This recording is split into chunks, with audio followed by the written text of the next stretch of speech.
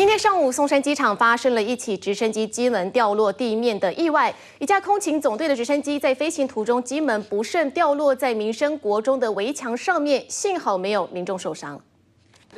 一大块铁片就这样卡在树上，走近一瞧，上头居然写着“空中勤务总队”。原来是一架 UH-1H 直升机在飞行过程中机门不慎掉落，正好掉在学校的围墙上。早上10点半的时候，那我们这个童军炊事场上课的学生就到总务处来跟我们报告说，有一个直升机的门掉在这个围墙上。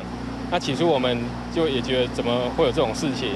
然后就跟着学生一起出来看，那果然是有一个就写的空军勤务总队的一个那个直升机的门，那就大概从这个树枝，然后横躺在这个围墙上。事发当时，现场正好有30多名的同学在上野外炊事课，好在舱门被树枝卡住，没有直接砸中学生，否则后果真是不堪设想。有没有被吓到？有啦，很大声啊，它一亮，嘣一声啊，然后学生马上就叫了啊。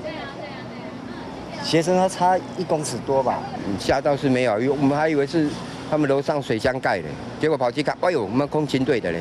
空勤总队发生直升机飞行途中掉落机门的意外，不少学生直呼惊讶，罕见情形也引起民众围观。不过学校通报后，警方30分钟内立即到场处理完毕。但发生这么离谱的事情，相关单位恐怕难辞其咎。UDN TV 林伟旭、李黄轩台北报道。